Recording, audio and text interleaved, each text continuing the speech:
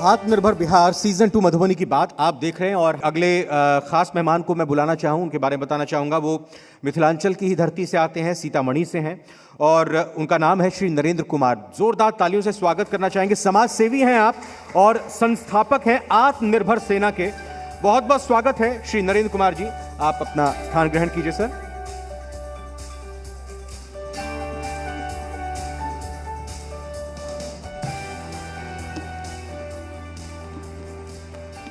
नरेंद्र जी, दो आपके परिचय हैं, एक आप समाज सेवी हैं और संस्थापक हैं आत्मनिर्भर सेना के। समाज सेवा की तो जो आपने कार्य किए हैं या किस रूप में आपने योगदान दिया है उसका जिक्र करूंगा, लेकिन ये आत्मनिर्भर सेना ये क्या है? धन्यवाद। और जरूरत क्यों पड़ी उसकी?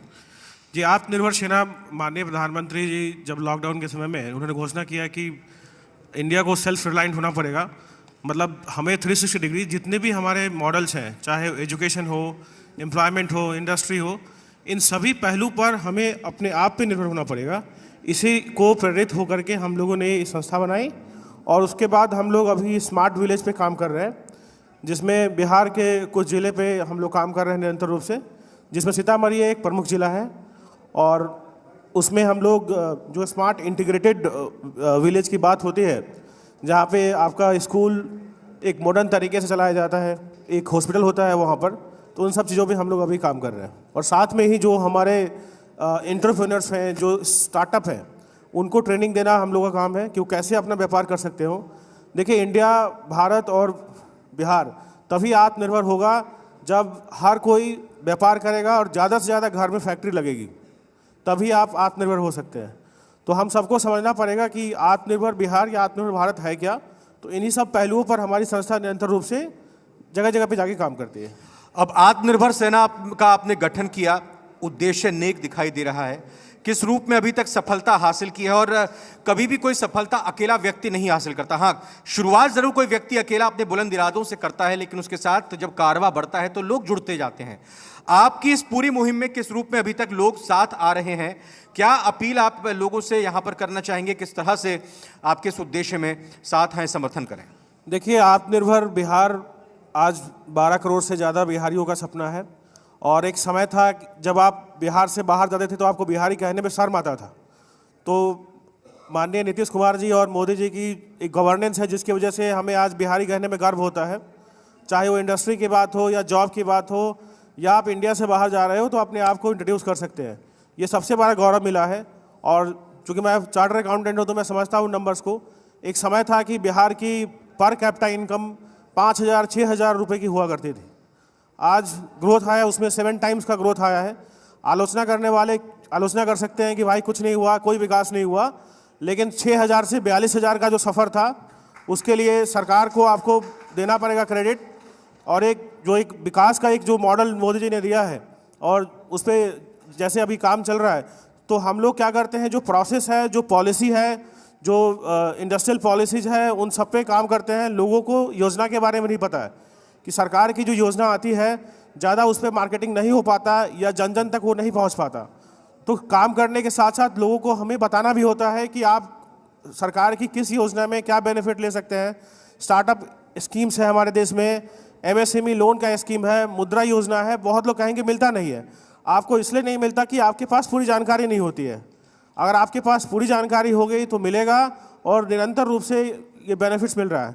जहाँ तक आत्मनिर्भर सेना की बात है, जब हम लोगों ने स्टार्ट किया, मुख्य रूप से मैं नोएडा में था और कोरोना के बाद ही हम लोग सामाजिक जीवन में जुड़े। और जब हम लोगों ने स्टार्ट किया तो यहाँ पे लोग कहते थे कि कोई यहाँ काम नहीं कर पाएगा, कंप्यूटर नहीं आता लोगों को, इंग्लिश नहीं आता। और आज सीतामढ़ी ज़िले में मैं बिल्कुल सक्सेसफुली कॉल सेंटर चला रहा हूँ। तो प्रतिभा हमारे यहाँ कूट कूट के भरा हुआ है लोगों के अंदर।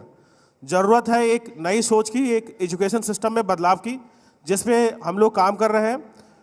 पूर्व के वक्ता ने कहा कि जो एजुकेशन सिस्टम की बात कही उन्होंने कि भाई BCom करो, BBA करो। मैं कहता हूँ कि आपको गवर्नमेंट जॉब से अट्रैक्शन हटाना पड़ेगा कि गवर्नमेंट जॉब सारे जॉब्स नहीं हो सकते।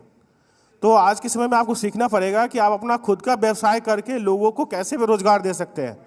इसके लिए ज़रूरी है कि हमारे एजुकेशन सिस्टम में जॉब सेंट्रिक काम हो और ख़ास करके मिथिलांचल में जो हमारी बहनें हैं वो पीछे होती जा रही है। चाहे हमारा लिटरेसी रेट 70% है आज, एवरेज दरभंगा या मधुबनी की बात कर ले आप, लेकिन महिलाएं उसमें पीछे है। आज हमारी बहनें क्लास 10, 12 पास करने के बाद भी उनका शादी कर दिया जाता है या ग्रेजुएशन के टाइम में शादी कर दिया जाता है। जब वो अपने स्टेट से बाहर मुंबई, दिल्ली, उन सब जगहों पे जाती हैं, उनको वहाँ काम नहीं मिलता, क्योंकि उनको पढ़ लिख के भी घर का ही काम करना होगा। ये सबसे बड़ा दुर्भाग्य है इस बिहार राज्य का, और इस पे हम लोगों ने एक योजना बनाया है, और हम लोग वुमेन को, गर्ल्स को अपने गांव में ट्रेन करते हैं। जो सीतामढ़ी में हम लोग ऑपरेट कर रहे हैं, ओलीपुर सुरक्षा, और उनको ट्रेन करके एक डेटाबेस बना करके उनको हम लोग जहां भी जाएंगे वहां पर उनको हम लोग बैक ऑफिस में काम लगाने का पूरा कोशिश करेंगे, और उस पर निरंतर रूप से काम चल रहा है। और हमें उम्मीद से ज़्यादा हम लोगों को लोकल सपोर्ट मिला है वहाँ पर, और निरंतर रूप से ये जारी है। उसके साथ ही जो स्मॉल बिजनेसेज हैं, दुकानदार हैं, उन सबको दरभंगा की धरती पे आके ही पिछले साल माननीय प्रधानमंत्री जी ने कहा था फार्मर प्रोड्यूसर ऑर्गेनाइजेशन की, तो जैसे मधुबनी में हम लोग बैठे हैं, मखाना एक बहुत बड़ा उद्योग बन सकता था हमारा, एक बहुत बड़ा हम लोग बिजनेस कर सकते थे इसमें, और मुझे लगता है कि काफ़ी बड़ा एक रोजगार क्रिएट किया जा सकता है इसमें। लेकिन दुर्भाग्य है कि सिर्फ 500 करोड़ का ही बिजनेस साइज हमारा अभी तक बन पाया है। सिर्फ 500 करोड़ में पूरा वर्ल्ड सप्लाई होता है। आपको पता होगा 90% मखाना आपके दरभंगा, मधुबनी और आसपास के जिलों से जाता है। लेकिन इसके बाद भी गरीबी कितनी है यहाँ पर, ये किसी से नहीं छुपी है। हमारा पर कैपिटा इनकम बिहार के पर कैपिटा इनकम से आधा से भी कम है। तो ऐसा क्यों है कि नॉर्थ बिहार, साउथ बिहार में इतना गैप कैसे आता चला गया? कहीं ना कहीं कोई ना कोई कमी हुई है हम लोगों से। कमी है हमारी राजनीतिक इच्छा शक्ति से, या इनोवेशंस कह सकते हैं। और उसकी वजह से क्या होता है कि आप धीरे धीरे हम लोग पिछड़ते जा रहे हैं। बिहार में ही दूसरा बिहार बन रहा है।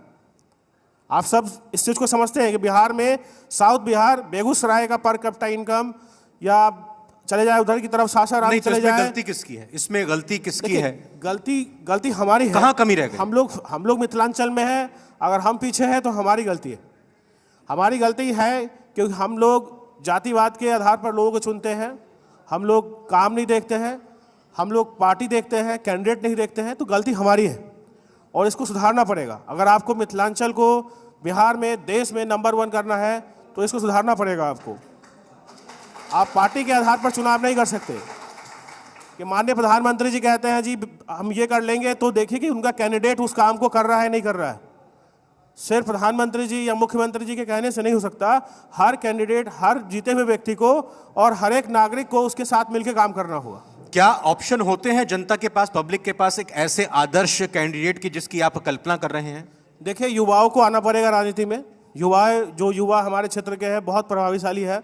IAS, UPSC जैसे एग्जाम को मधुबनी और दरभंगा के लोग बड़ी संख्या में क्रैक करते हैं, तो उनके लिए पॉलिटिक्स कौन सी बड़ी चीज़ है? उसको भी क्रैक कर सकते हैं और वो विकास ला सकते हैं। जाति और धर्म पे कब तक लड़ेंगे हम लोग? आज आपका पर कैपिटा इनकम 1500 रुपया है। 1500 रुपया है आपका पर कैपिटा इनकम। जहां हम लोग बैठे हैं जिस धरती पे, 1500 में एक व्यक्ति कैसे जीवन यापन कर सकता है? बिहार की पर कैपिटा इनकम 4000 के आसपास, भारत की बात करें तो 10,000 के आसपास है। हमारे यहाँ एजुकेशन में इंग्लिश का नहीं होना, क्षमा चाहूँगा समझ लेने के लिए आपका, क्लास 10th में माननीय जनप्रतिनिधि अवेलेबल है यहाँ पर, माननीय सांसद भी हैं। ये बहुत बड़ी ज़रूरत है।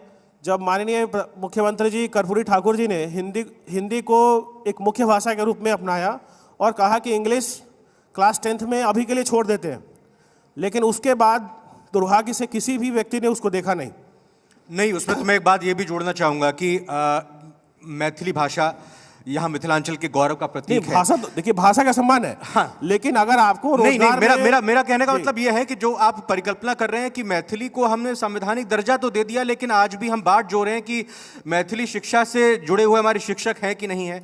तो मैथिली बोलिए ना, मैथिली बोलने में कोई दिक्कत नहीं है, मैथिली में काम करेंगे, लेकिन साथ में इंग्लिश में आपको काम करना पड़ेगा। गवर्नमेंट जॉब आपको 100% आरक्षण मिल जाए, फिर भी जॉब ही नहीं है। अब तो सारी चीज़ें प्राइवेटाइजेशन में जाने वाली है। आने वाले समय में आप देखेंगे, नीति आयोग ने 2020 में ये कहा है कि गवर्नमेंट स्कूल्स को भी प्राइवेटाइजेशन में कन्वर्ट कर दिया जाए, क्योंकि आप सबको पता होगा एक स्कूल पे गवर्नमेंट का 1200 से 1300 रुपये खर्चा है, और लॉकडाउन में 18 महीने सरकार ने बिना किसी काम के पैसे दिए। और वहीं प्राइवेट स्कूल्स में जो बेचारे टीचर दिन रात समय से पहुंचते हैं, बच्चों को पढ़ाते हैं, उनको शायद आधी सैलरी भी नहीं मिली होगी या नहीं मिली होगी। तो समान देखिए, एक जो हमारे पास जो एसेट है, जो हमारे स्कूल से अवेलेबल है, आने वाले समय में आप देखेंगे कि वो प्राइवेटाइजेशन की तरफ जाएगा, कि गवर्नमेंट का काम बिजनेस करना नहीं है, गवर्नमेंट काम है सर्विस और गवर्नेंस। और इंग्लिश पे तो बहुत फोकस करना पड़ेगा हमें।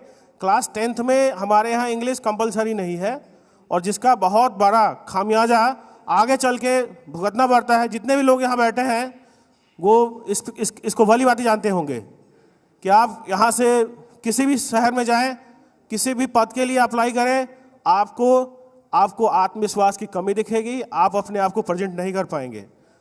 मिथिला हमारी मैथिली पहली भाषा है, लेकिन साथ में इंग्लिश का भी अनिवार्य होना बोर्ड में ज़रूरी है। और ज़्यादातर जो आगे की जो पढ़ाई है उसको वैश्विक स्तर पर पढ़ाया जाए।